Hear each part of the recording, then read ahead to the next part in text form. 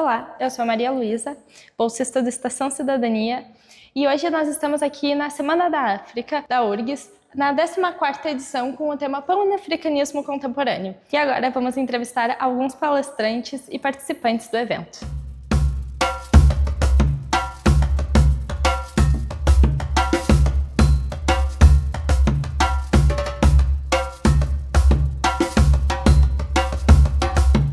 Então, agora nós estamos aqui com Belchior. Pode se apresentar, por favor? Meu nome é Belchior Rescamela, eu sou de Angola, sou mestrando aqui no programa de pós-graduação em História, orientado pelo professor Walter. Minha pesquisa é analisar a violência política como instrumento de controle social em Angola e o fenômeno da migração juvenil como resposta a esse controle social. E é isso.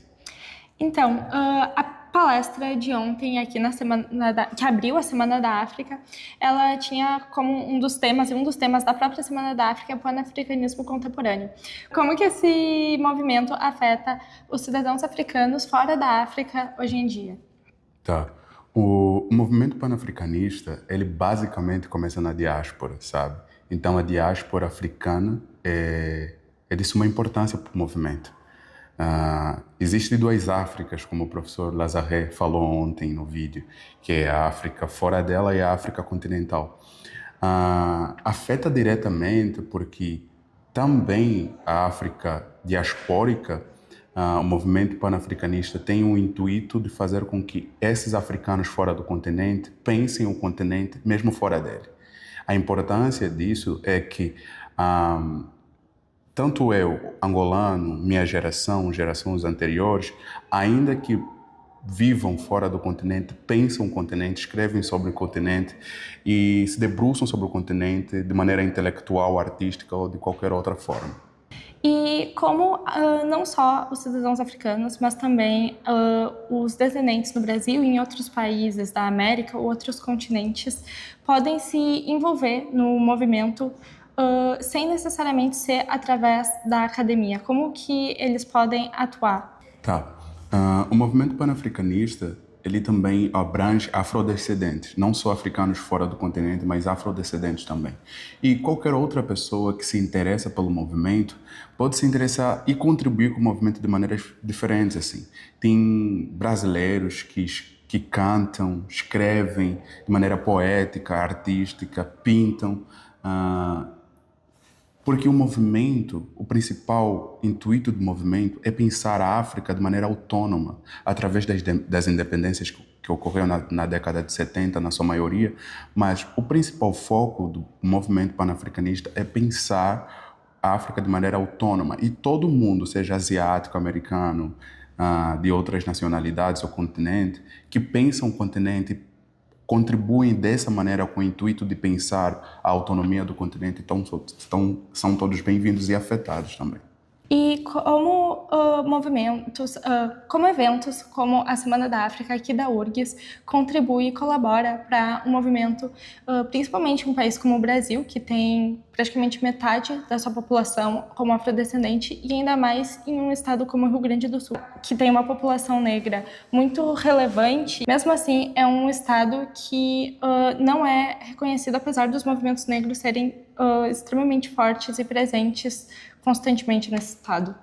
Tá. Ontem a Marisa, que é um membro também do nosso grupo, do Grupo de Estudos Históricos do Rio Grande do Sul, aqui da universidade, ontem a Marisa ela deu praticamente uma introdução histórica de como começou o evento aqui na universidade. Começaram com três africanos de nacionalidade guinense e conversaram com o professor Rivair e com a ajuda dele o evento começou desse jeito.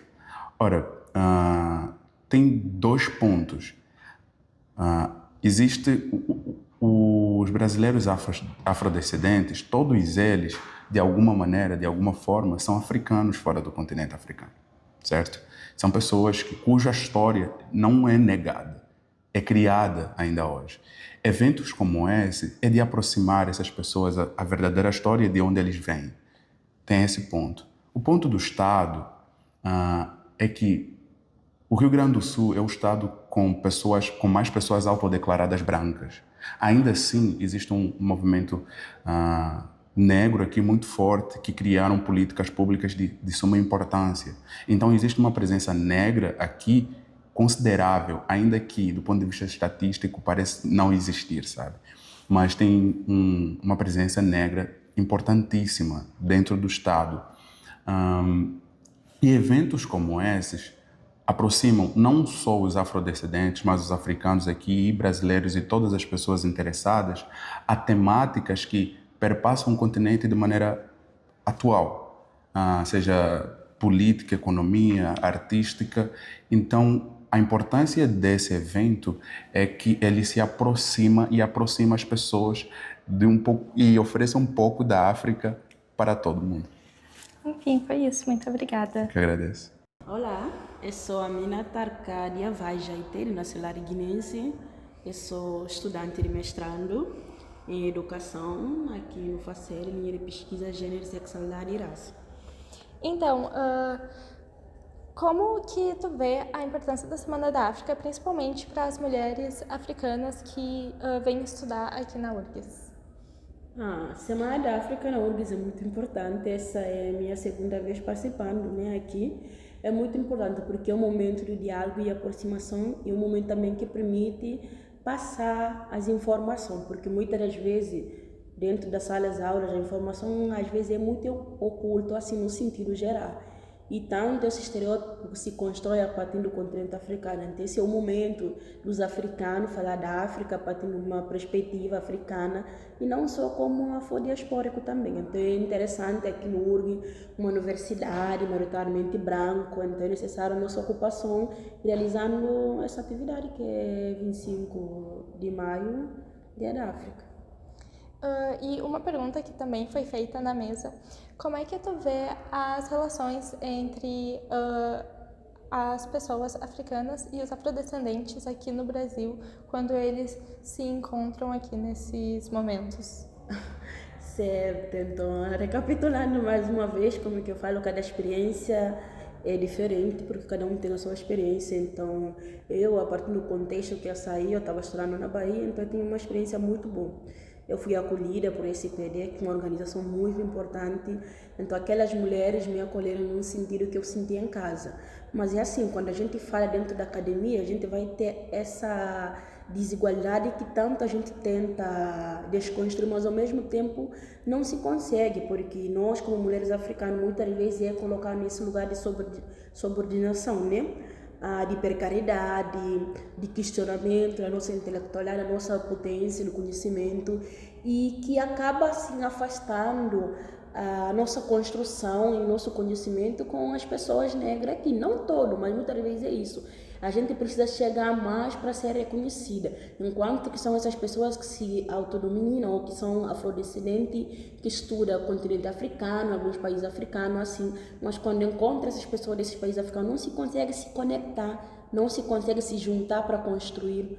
Aí fica a questão, não sei se é tanto essa hegemonia patriarcal, hegemônico, que acaba nos colocando nesse lugar de desigualdade, nesse espaço, tanto que a gente tenta derrubar e pensando numa desconstrução, né, para todas. Então, é mais ou menos isso que eu consigo me enxergar a partir da minha realidade e o meu percurso, tanto na Bahia como aqui no Rio Grande do Sul, dentro do URGS também.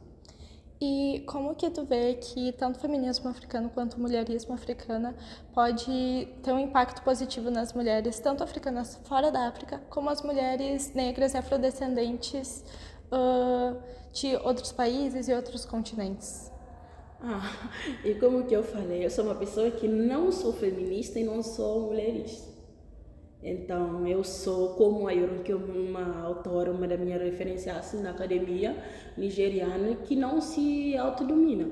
Eu sempre falo que eu sou uma mulher africana, guinense, nascendo e crescendo num contexto, numa família onde que as mulheres são as líderes, onde as mulheres que são chefe da família, que manda, que mobiliza toda a dinâmica para eu estar aqui. Então, nessa questão, no estudo, pensar no feminismo negro como mulheres, acredito que se dialogam nessa perspectiva de emancipação, da construção do patriarcado e sexismo, mas eles têm algo em comum, que é a derrubar a desigualdade, derrubar a diferença, que todas possam ter uma vida livre, viver sem preconceito, sem hegemonia do patriarcado e nem do machismo. Acredito que eles dialogam, mas é isso, cada um na sua perspectiva, no seu olhar. Muitas das vezes as pessoas tentam criar rivalidade, para mim acho que não existe, porque é uma linha teórica, cada um parte de uma perspectiva, então é só a gente aproveitar algo que possamos juntar e fazer a diferença, né? Enfim, foi isso. Muito obrigada pela sua participação.